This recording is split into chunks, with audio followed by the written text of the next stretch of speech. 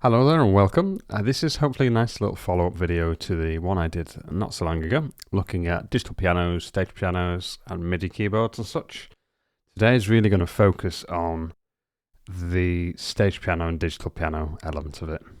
I'll go through my story on why I'm doing the video on that in a moment, but yeah, if you've not watched that other video, please do take a bit of time and try and watch it, even if you're just skipping through some of the parts that you're interested in, just because it gives a bit of an overview as to why this video is really important. So what is the point of this video? Well, some may already know, if you've read my descriptions of my videos and things, I am autistic. I've lived half my life not knowing I am autistic. And one of the things that helped me realise that I was something on the spectrum is my journey with pianos and keyboards and such. I'll be honest, I've spent far too much money and time looking at pianos and such. Piano action and how it feels and plays and sounds for me is something that I love and I'm interested in more than probably I should be, to be honest. I just want to share then how that affects the journey of getting your first piano. There's so many choices and things on the market, and it's like, you'd be like, where do you even start? So I will go through the full story. I started with a Yamaha Arias piano. Pretty cheap, but really amazing sounding keyboards for the price. And I'll try and flow up some little visuals and such as I go through this. But these pianos are really good because they have a hammer action. They're all plastic build, so of course, one of the things with an acoustic piano is it's a physical hammer, bam, hitting a string, making the sound, right? Well, how do you get that feel? Well, you just have the exact same type of setup, but maybe don't have the string attached, right? That's kind of how most digital pianos work, although some of them they'll have the hammer above the key. Some of them will have a kind of like ball bearing, it could be like a steel ball bearing, and like a little mini hammer underneath it. Again, I'll be flashing some images up of what those might look like. And they all are there to simulate the feel of a real piano without having the inconvenience that comes with a sub piano, alright? I started with one of those, and for me, when I sit down at a piano and touch the keys and get really into it, it just takes me to another world. It really does. And I think, yeah, I don't want to make this a kind of story time video, but I've got this really special thing about keyboards and pianos, right? And I think the more I got into piano, I then ended up with a Kawai piano. So I got a Kawai CN37 in like a lovely satin black colour. Beautiful instruments. I slowly upgraded, so I'd had like a £600 piano, £1,300 roughly. It might have been a bit less than that. And then I got to this point where I'm like, I love piano so much that I really want to go to town. Now, just for anyone who's, been looking at pianos and such, or digital keyboards and stage pianos, I should say, they go from anywhere from £200 to £4,000 for like workstation ones. Probably more, actually. I know like Yamaha Montage and the Roland Phantom, they're probably pushing past £4,000. Alongside the Nord Stage series, which I'll go through in a minute, don't worry. And you go, oh my god, what's the difference? And that's where it then gets incredibly complicated. I hinted to this in my previous video. So, okay, what is actually the difference? Why does it vary so much? Well, there's three things. The touch and the feel and the sound are like arguably the most important things, right? The rest of it's then about the convenience. And convenience and what's convenient to you versus what's convenient to me. They'll all be slightly different, but where we can always agree on is what does it feel like and what does it sound like. There are some pianos that sound amazing, but feel mushy and not so great. I'm not going to kind of shit talk any of these kind of keyboard manufacturers. What you get, you get what you pay for is in a lot of the cases. Let's show you a Nord, because everyone sees these things. Here we are. And they are almost like the pinnacle of piano technology. I know there's some people who are strongly against them, and there are some people who are shills of Nord. I am neither, I promise you. Before this keyboard, I had my Nord Wave, which is a synth, absolutely not a piano. And before this, I had a Kawai MP11 SE. My God, that instrument is a work of art. Whoever created that, honestly, it's making me emotional just thinking about it. It's such a phenomenal piece of equipment, but it had so many flaws as well that it made me like really... I was like being gaslighted by a piano. So, most mainstream pianos, well, digital pianos and stage pianos, will have either a plastic key set, or they'll have some type of wood or hybrid key set. The Nord keys are pretty poor. Saying that quite honestly. Nord, please sponsor me, love you, but this keyboard was in mass production for 7 years. Probably the most expensive. Don't get me wrong, it's not just a piano, it's a full-fledged like live keyboard. As a keyboard for a pianist, again, massive disclaimer, I'm not a pianist, but I know what pianists like. The key set on this and the feel is pretty rubbish, but it's good enough and programmed in such a way that actually it plays great. But the feel of it, compared to an actual grand piano or acoustic piano, it's not quite there. You know, so if I'm playing something really soft,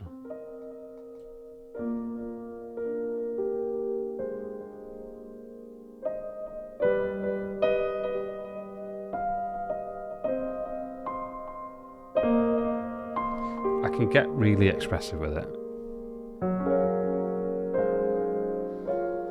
Now, where Nord shines, I'm going to ignore all the non-piano things on this for this instant, is one, they're drop dead gorgeous. These birch or whatever they are, pine, red side panels, they are a standout statement. It's like the Ferrari of the piano world, right? Or keyboard world.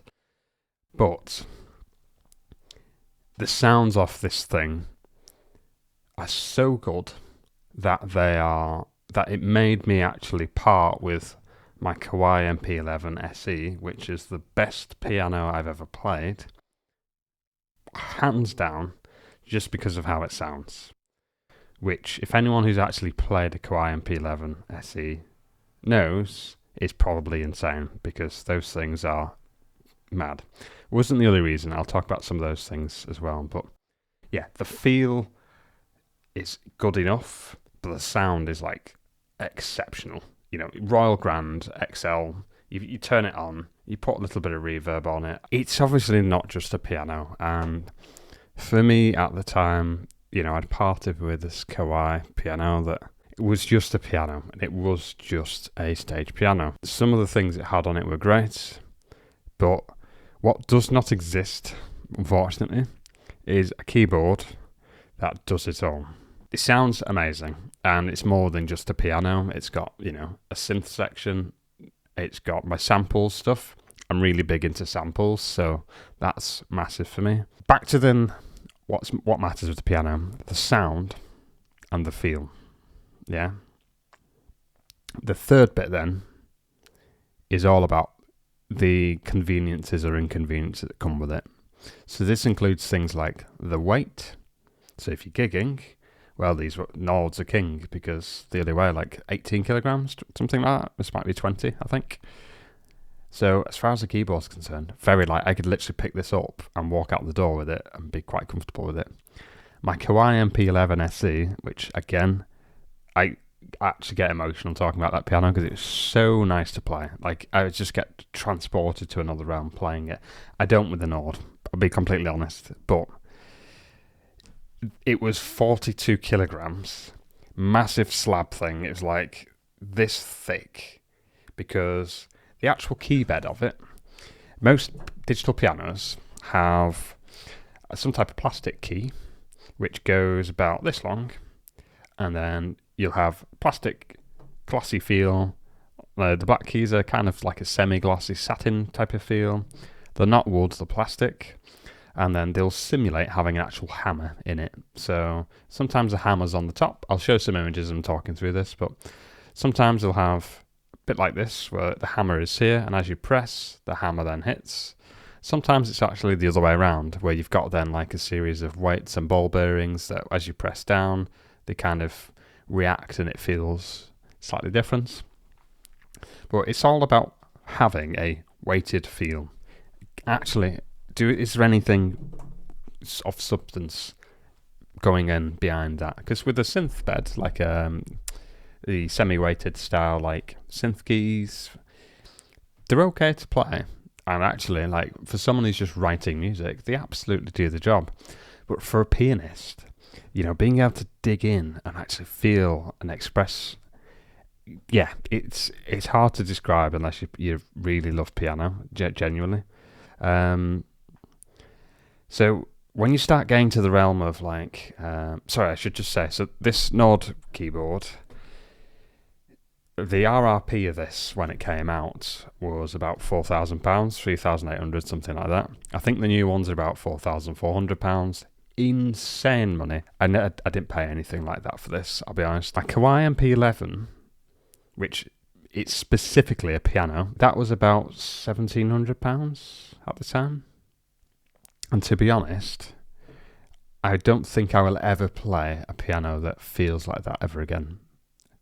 And that really saddens me because it's such a beautiful instrument to play. Like, yeah. And the reason it was so beautiful to play, I should clarify, is, the Nord's got like a plastic keyboard. For tar action, it's okay. It's not amazing, but it gets the job done. Really reliable, pretty cheap to manufacture, easy to work on. Yeah, does the job. The Kawai ones, it's all very luxury and bespoke. So the keys on a normal piano are probably, a digital piano are kind of this big. In the Kawais, this happens for the CN series and CA series, sorry, they're actually about this big. So if I compared the length of this keyboard to the length of the Kawai, it's literally that much bigger and weighs 20 kilograms extra because the keys are bigger. They're actual wooden grand piano keys with synthetic ivory, an actual hammer. And I'll show some pictures of when I disassembled my Kawai when I had it. It's a work of art, really is. So yeah, that was just a piano. It's like a pianist basically sat down and went, right, I need a portable grand piano. Bam, that's what the Kawai MP11 SE was. The sounds on it were phenomenal. The onboard tools for it were okay. But yeah, it did the job. Where it let me down as a tool was it didn't have a lot of like the MIDI functionality that I needed. Of course, this is a full-fledged stage piano, like top of its class. It's got a lot more stuff that works for me, I used the MP11 as an actual MIDI controller for a long, long time as well. But I found when I was actually writing with it digitally, rather than just out of the box and using the onboard sounds, we used to have like these strange velocity curves and such. And you know what? I say all this. I would have it back tomorrow if I could. There's one thing that killed it for me.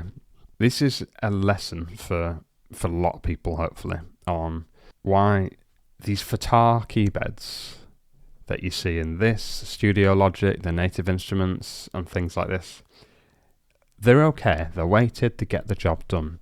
They're reliable, and they don't weigh a lot. That Kawai MP11 SE, I had it for 3 years. By year 2, I was having clicky, sticky keys, and it got to the point where I literally couldn't even play it. I then had to get it serviced by a Kawai person. It just fell inside warranty, and then I had to wait a year. Then COVID hit, so I was out my piano for. And bear in mind, like say, I get super emotional and passionate, like playing and feeling piano and stuff. But I was without my piano for like a year and a half. It broke me. It really did. It sounds pathetic, I know, but it really broke me. So I ended up getting this Nord Wave 2. I also ended up with a Roland RD2000, which was a phenomenal piece of kit, but again, I got really unlucky on that, and it came with a dead key. The sound, the feel of it was fantastic. And yeah, there's a little bit of a lottery when you're ordering instruments online and things. But so that went back, and I ended up with a synth, thinking, well, I'm eventually going to get this piano back, and as soon as I get it back, then well, I will, have a proper dedicated synth and a proper keyboard. And yeah, it worked great, but when I got it back, I was just so scared of it breaking again, because it was such an intricate, work of art, just so prone to failure. And to go into specific detail of it, it's a well-known fault now. I'm really surprised Kawai's not either fixed it or just done a new version of it and discontinued, because essentially the way these things work is just like a little bit of felt that sits underneath the hammer, and it slips off, and it's because they didn't cheap out. It sounds awful saying that, but because they didn't really invest enough in the right material for it, they eventually fall off and slide and move, and that's when stuff starts going wrong. So if you look at this one is way more obviously misaligned. So when this little bit comes down and hits, it's just hitting the felt, which gives you this horrid abrasive feeling. So I need to clean that gunk off there. I'll peel this off and reapply it, and then just polish this up, and it should fix it. It's like solid aluminium, tank. And yeah, it just lifting it off, the whole thing wants to fall off the back. Really, really scary experience. And it's so fragile because of all the electronics inside. And yeah, it hurts because I love that keyboard so much. And I've gone back, I'm now at the stage where, as much as I love my Nord stage, I do want a dedicated piano again. So, mindful of waffled and shared my story a bit too much there, but let's get back to the subject at hand, yeah? So 3 things: the sound, the feel, and then the convenience factors. So what else affects the feel, do we think? Well, it's all about the key bed. Really, when it comes to piano, is it weighted? Is it weighted properly? Has it got let off? Has it got aftertouch? Is it synthetic finish? Is it gloss? Is it all these types of things? Comparing them like for like is really impossible. But if you was to just compare then the Nord Grand or the Nord Piano versus a Kawai or a Yamaha YC or whatever, you'd probably very quickly find actually that those other instruments that aren't Nords do it better, genuinely. And again, not to shit all over the Nords, I've got 2 of them. So, but being completely honest, if you're just looking at value for money and what they do and how they feel, the feel is a big thing for a pianist, right? Or if you're a budding pianist, the feel it's a subjective thing. What's the right weight? What's the right kind of feel? Do you like gloss? Do you not like gloss? All these different things, And yeah, fundamental thing is the more you pay is not necessarily the better you get. And all I can do is implore you that if you are looking for stage pianos and things, just do your own research and play them, most importantly. Actually go and play one. I was very lucky. The guy I bought my Kawai MP11 off, I said, look, I've been researching this for 6 months. I know exactly what I want, but I need to play it first. I've heard it's the best piano action that money can buy. That is still true even today. It's probably the best piano action you can buy for under £20,000, genuinely. It's insane. But it comes with all sorts of inconveniences that, personally, if I was made of money, I'd just buy another one today and just live with it. But, I'm not. as much as I wish I was. What you end up doing is then having to battle the conveniences or inconveniences of these instruments. So the inconvenience that comes with this Nord is actually, it sounds phenomenal, plays great, it's responsive, but the action lets it down. They could upgrade the action in it, but guess what? It then probably weighs more. It's then also probably more prone to failure. And down the rabbit hole you go. Been there, done it, got the t-shirt, and the tears of it being parted away from me when I didn't want to lose it. So, yeah, you can get something that does it all. So you've got like the workstations, like the Roland Phantom 8, the Montage 8. Those things feel amazing. But then the Roland Phantom, having played one for a good few hours, it plays amazing, doesn't sound amazing. It sounds great, just doesn't sound amazing. I've been spoiled by Kawai and Nord. Likewise with the Yamaha. Feel is actually great. The sound is great, but some of the things that it has didn't quite work for me. So, and also the price. It's a huge thing, you know. I'm not a professional pianist, but am I going to go and spend $4,000 on a piece of kit that I'm not going to get the most out of? It's tricky, you know, and I think it's very easy to sit and be like super critical of all these things, but everyone's circumstances are so different that no one can make that decision for you. But what you can do is forearm yourself with the best knowledge that you can around those kind of main things, which is the sound and the feel. Those things, whilst someone can sit and subjectively say, right, the Nord sounds the best, for me, as you said, one of the reasons I love the Nord is because of the upright sounds in it. Sold me, to be honest, alongside the incredible convenience of me being able to get to, I was moving house, right, I need a lightweight keyboard, had a hernia and all sorts of stuff, yeah. But yeah, what I'll do then is, I think I've waffled long enough, and hopefully someone's found this interesting somewhere. Apologies if it's not been.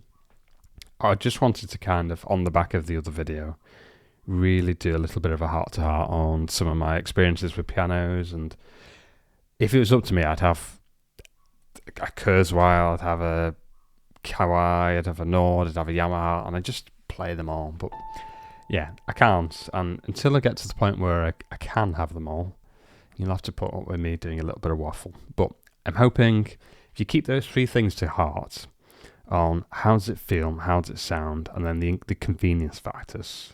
So do you want something that's weighty? Not weighty, that's light? Do you want something that's got loads of MIDI functionality? Do you want something that's not just a piano, but it's also a synthesizer? These things are then nice to haves that will push you in a particular direction. But be warned that once you go into the digital piano realm and you go beyond that and start looking at, you know, like hybrid things like stage pianos that do it all, workstations, the money goes insane and you have to compromise. You have to. My biggest thing to take away from this is you cannot get an all-in-one package. It just, having battled with it and still battling to it with much frustration to this day, there is not a keyboard that exists that does absolutely everything. It doesn't have the dream action that weighs enough, that doesn't weigh too much, or have the perfect sounds, you know, or maybe it has the perfect sounds, but then it's super not friendly to use, and it's such a personal thing, yeah? So just, if you can play them side by side, very difficult these days, but if you can play them side by side, you have to.